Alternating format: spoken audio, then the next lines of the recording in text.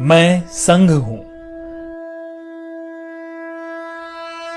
आज मैंने 96 वर्ष का सफर तय कर लिया है और 97वें वर्ष में प्रवेश कर रहा हूं। वर्ष 2025 को मैं 100 वर्ष का हो जाऊंगा।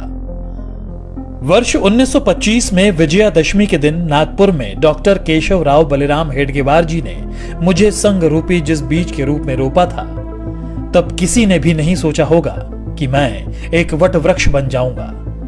आज इस वट वृक्ष की कई शाखाएं राष्ट्र निर्माण कार्य में लगी हुई हैं। संघ के प्रथम सरसंघ चालक हेडगेवार जी ने अपने घर पर 17 लोगों के साथ गोष्ठी में मेरे गठन की योजना बनाई थी। इस बैठक में हेडगेवार जी के साथ विश्वनाथ केलकर, भावजी कावरे, अण्णा साहने, बालाजी हुद्दार, बापूराव भेदी आदि लोग मौजूद थे।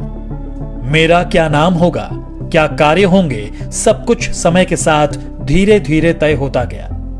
उस वक्त हिंदुओं को सिर्फ संगठित करने का विचार था। यहां तक कि संघ का नामकरण राष्ट्रीय स्वयं सेवक संघ भी 17 अप्रैल 1926 को तय हुआ। इसी दिन हेडगेवार जी को सर्वसम्मति से संघ प्रमुख चुना गया, लेकिन सरसंघ चालक वे नवंबर 1929 में बनाए गए। मेरे नाम के अस्तित्व में आने से पहले 3 नामों पर विचार मंथन हुआ, जो थे राष्ट्रीय स्वयं सेवक संघ, जरीपटका मंडल और भारतोद्वारक मंडल, जिसके लिए बाकायदा वोटिंग भी हुई। नाम विचार के लिए बैठक में मौजूद 26 सदस्यों में से 20 सदस्यों ने राष्ट्रीय स्वयं सेवक संघ को अपना मत दिया, जिसके बाद मैं यानी आरएसएस अस्तित्व में आया। पिछले कई दशकों से लगातार देश के कोने कोने में संघ की शाखाएं लग रही हैं। हेडगेवार जी ने व्यायामशालाएं और अखाड़ों के माध्यम से संघ कार्य को आगे बढ़ाया था। स्वस्थ और अनुशासित स्वयं सेवक होना उनकी कल्पना में था। 96 वर्ष के सफर में आज मेरे 80 से ज्यादा समविचारी और अनुषांगिक संगठन हैं। दुनिया के करीब 40 देशों में मैं सक्रिय हूं। पर मेरा यह सफर इतना भी आसान नहीं था। कई ऐसे मौके आए जब मुझ पर आरोप प्रत्यारोप भी लगे और यहां तक प्रतिबंध भी लगा दिया गया। इस दौरान स्वयं सेवकों के साथ दुर्व्यवहार भी हुआ, लेकिन हम स्पष्ट थे क्योंकि हमारा लक्ष्य स्पष्ट था। हम सम और विषम परिस्थितियों में एक समान बढ़ते रहे क्योंकि लक्ष्य बड़ा था। संघ के विरुद्ध दुष्प्रचार के बावजूद समाज का एक बहुत बड़ा वर्ग ऐसा भी था जो संघ के समर्पण को देख रहा था और समझ भी रहा था।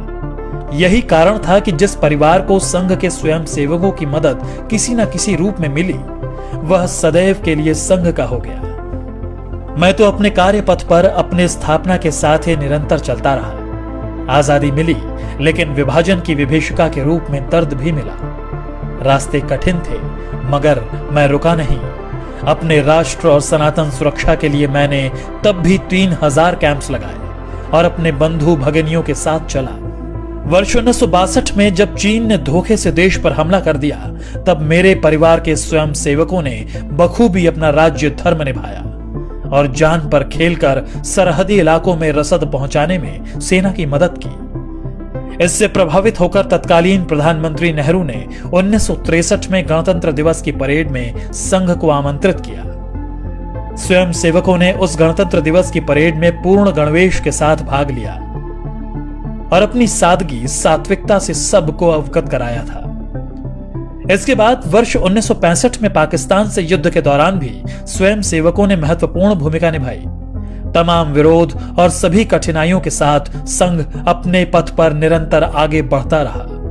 आपदा हो या युद्ध, मेरा संकल्प भारत समर्पित। कभी 25 स्वयं सेवकों से शुरू हुआ संघ आज विशाल संगठन के रूप में स्थापित है। बिना स्वार्थ, तन मन धन से दिन रात राष्ट्र सेवा, मानव सेवा में स्वयं सेवक जुटे हुए हैं।